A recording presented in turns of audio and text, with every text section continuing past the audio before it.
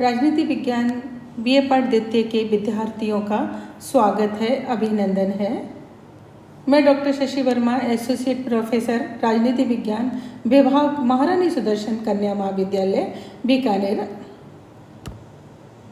आज हम बीए पाठ द्वितीय में पढ़ाए जाने वाले प्रमुख प्रश्न पत्रों पर चर्चा करने का प्रयास करेंगे। बीए पाठ द्वितीय के अंतर्गत 2 प्रश्न पत्र पढ़ाए जाते हैं। प्रथम है प्रमुख राजनीतिक व्यवस्थाएं, सेलेक्टेड पॉलिटिकल सिस्टम। द्वितीय है भारतीय राजनीतिक व्यवस्था, इंडियन पॉलिटिकल सिस्टम।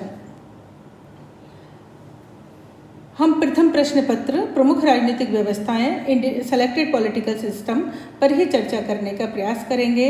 इस प्रश्न पत्र के अंतर्गत विश्व के प्रमुख 5 देशों के संविधानों के बारे में हमें जानकारी प्राप्त होती है, जिसमें प्रमुख हैं ब्रिटेन का संविधान, संयुक्त राज्य अमेरिका का संविधान, स्विट्जरलैंड का संविधान, चीन का संविधान और फ्रांस का संविधान।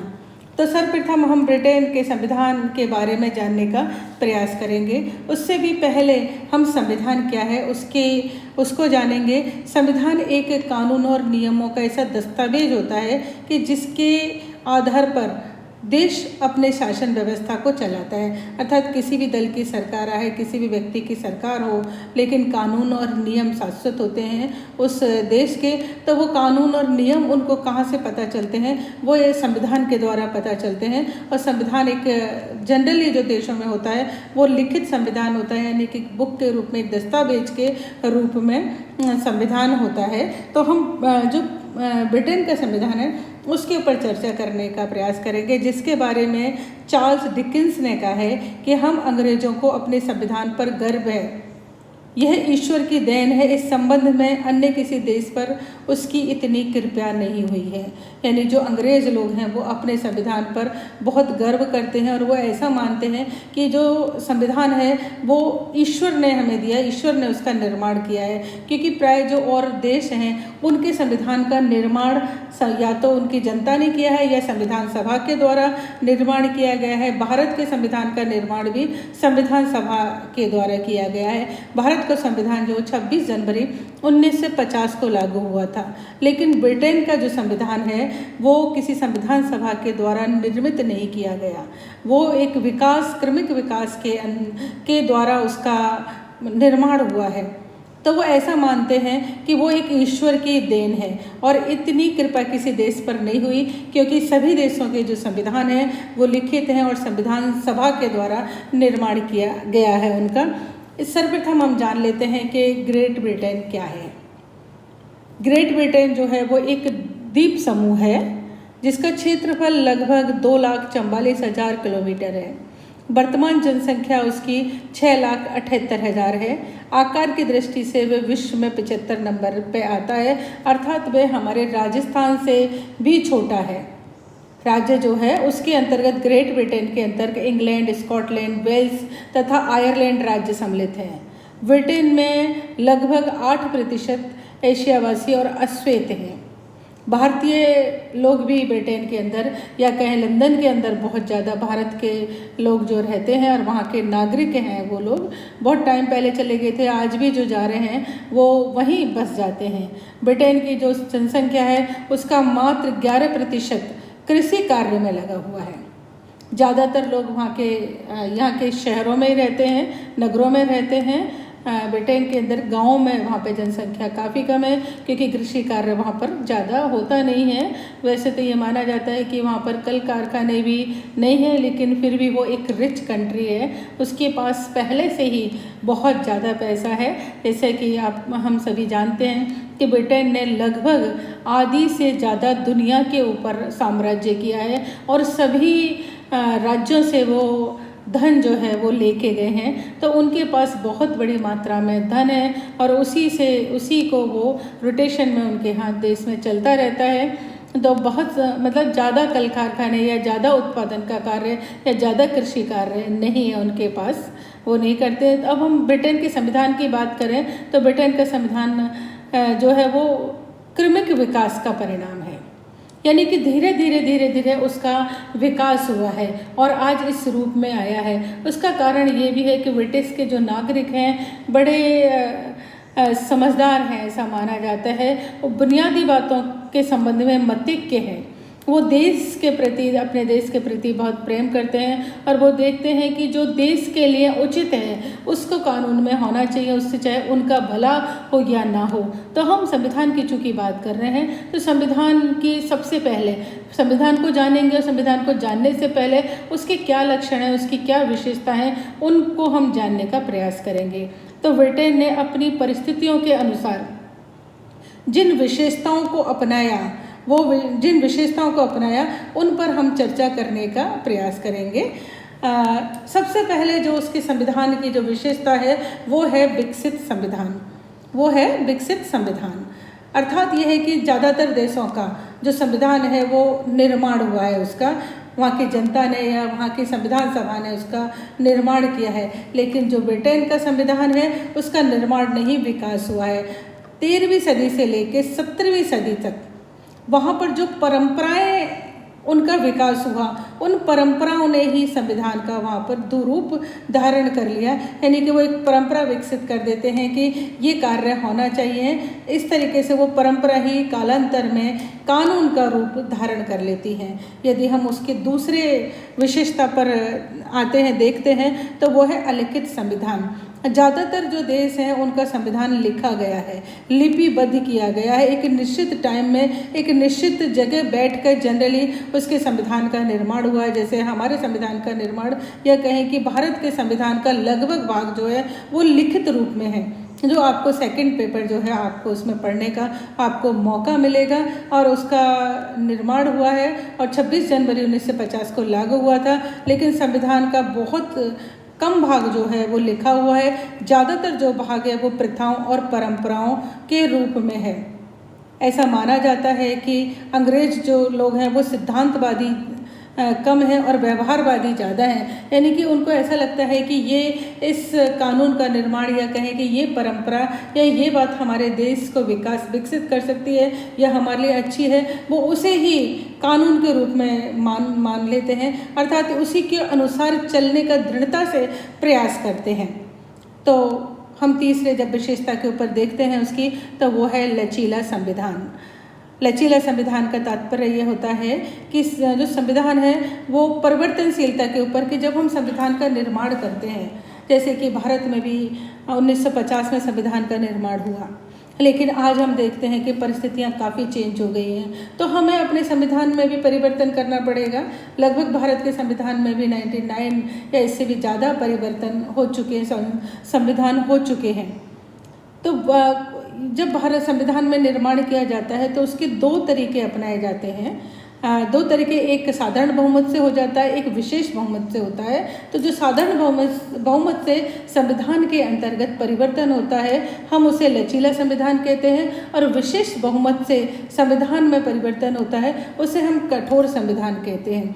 लेकिन चूंकि भारत में संविधान का ज़्यादातर भाग अलिखित है, तो उसके अंतर्गत उसके जो साधारण कानून है और संवैधानिक कानून है उसमें कोई अंतर नहीं है। उनका संविधान लचीला है, यानी कि विशेष संविधान में जो संशोधन का प्रयास है वो विशेष तरीके से नहीं करा जाता है। ऐसा माना जाता है कि जो ब्रिटिश व्यक्ति हैं वो रूढ़िवादी बहुत ज़्यादा है।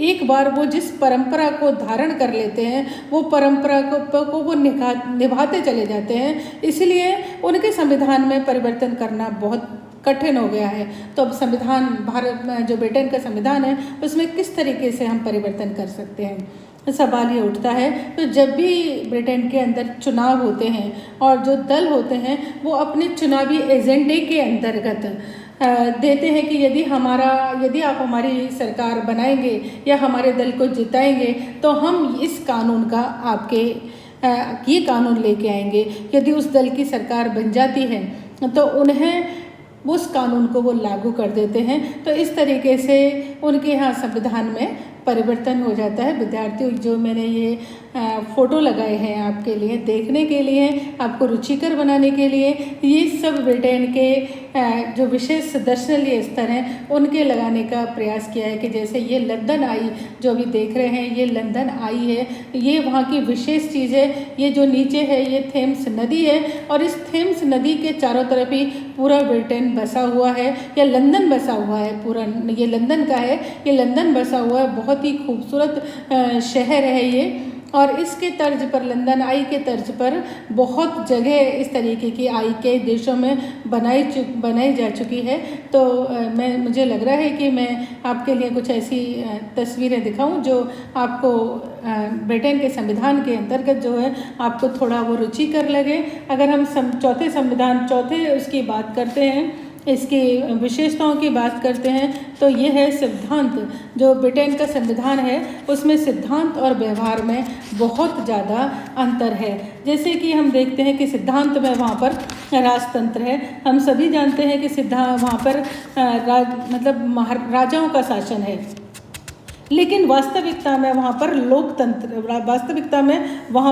लोकतंत्र है। उसके अंतर्गत यानी चुनाव होते हैं। जो समझ शक्ति है वो प्रधानमंत्री और उसके मंत्रिमंडल के अंतर्गत निहित होती है उसके वहाँ पर। दूसरा जो है वो शक्ति पृथक्करण का सिद्धांत है, यानी कि केंद्र होता है और जो राज्य होता है उन सबको शक्तियों का बंटवारा किया जाता है। शक्तियों को तो वहाँ पे जो राज्य हैं, छोटे छोटे जो प्रांत हैं, उन सबको शक्तियों का बंटवारा किया गया है और कुछ शक्तियाँ जो है वो केंद्र को दी गई हैं। लेकिन वास्तविकता में जो हम देखते हैं उनके जब संविधान का हम अध्ययन करते हैं तो पाते हैं कि जो संविधान है उसमें शक्तियों का केंद्रीयकरण किया गया है। अर्थात ये है कि ज़्यादातर जो शक्तियाँ हैं वो केंद्र के पास ही हैं। उसके बाद हम तीसरे जो उसकी अंतर का करते हैं वो है संसदीय शासन। संसदीय शासन यानी कि जिस तरीके से भारत में है, हमारे भारत में भी संसद सर्वोच्च है कि जिन हम प्रतिनिधियों को अपने को चुनकर भेजते हैं वही जो प्रतिनिधि शासन का संचालन करते हैं। समझ शक्ति उनके हाथ में निहित होती है। लेकिन मंत्रिमंडल का यानी कि वास्तविकता यह है कि जो संसद है वो एक मूक दर्शक की तरह बनी रहती है, क्योंकि मंत्रिमंडल जो है या प्रधानमंत्री जो है उसका निर्माण संसद के अंदर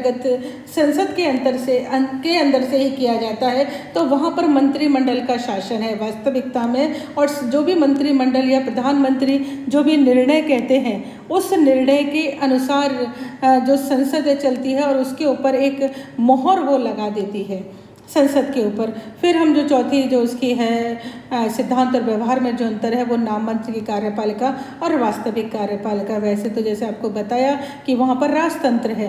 राजतंत्र के अंतर्गत राजा का जो सम्राट है, वहाँ की अभी साम्राज्ञी है, साम्राज्ञी का शासन है वहाँ पर। लेकिन वो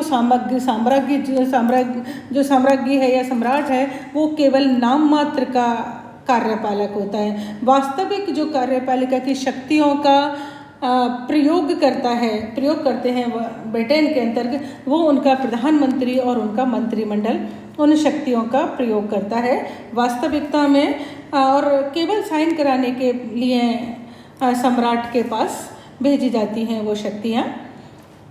फिफ्थ यदि हम नंबर पे बात करते हैं तो वो है संसदात्मक प्रजातंत्र। संसदात्मक प्रजातंत्र के अंतर्गत ब्रिटेन के अंदर जैसे अभी मैंने बताया कि वहाँ पर संसद की सर्वोच्चता होती है। सम्राट जो होता है वो नाम मात्र का प्रधान होता है। ऐसा माना जाता है कि ये संसद यदि पास कर दे कि हमारे सम्राट नहीं रहा है तो सम्राट को उसके ऊपर साइन करने पड़ेंगे उसको, क्योंकि वहाँ पर जो वास्तविक शक्तियों का प्रयोग करता है वो प्रधानमंत्री और उसका मंत्रिमंडल करता है। और उस संसद के अंतर्गत से ही कार्यपालिका का निर्माण होता है, यानी प्रधानमंत्री का निर्माण होता है और मंत्रिमंडल भी उसी के अनुसार बनाया जाता है। ऐसे ही भारत के अंदर भी शासन का जो प्रमुख है वह राष्ट्रपति है, लेकिन समझ शक्तियाँ जो हैं भारत के अंदर भी संसद में निहित हैं। और प्रधानमंत्री और उसका मंत्रिमंडल भी संसद के विश्वास पर्यंत या लोकसभा के विश्वास पर निर्भर करता है। यदि लोकसभा अविश्वास प्रस्ताव पारित कर दे कि हमें हमारे प्रधानमंत्री और मंत्रिमंडल में विश्वास नहीं है तो तभी उन्हें उनके पद से विमुख हटा दिया जाएगा, उनके पद से। तो हमारे यहाँ या कहिए कि चूँकि भारत में भी बहुत सारी परंपराएं जो बहुत बड़े संविधान का भाग है वो ब्रिटेन से ही लिया गया है, तो ब्रिटेन के अंदर ही ये है कि संस्थात्मक प्रजातंत्र यानी संसद की सर्वोच्चता है, सारा प्रजातंत्र जो है संसद में सिमटा हुआ है। अब उसके बाद फिर संसद की सर्वोच्चता की बात करते हैं कि संसद में एकमात्र जो कानून निर्मात्री संस्था है वो संसद है, वो साधारण बहुमत से किसी भी कानून का निर्माण कर सकती है। ब्रिटिश संसद के द्वारा निर्मित कानून को किसी भी सत्ता के द्वारा चुनौती नहीं दी जा सकती। जैसे भारत के अंदर तो यदि संसद किसी कानून का निर्माण करती है उसे वो कानून का निर्माण हमारी जो प्रस्तावना है उसके अंतर्गत रहकर ही करना पड़ेगा।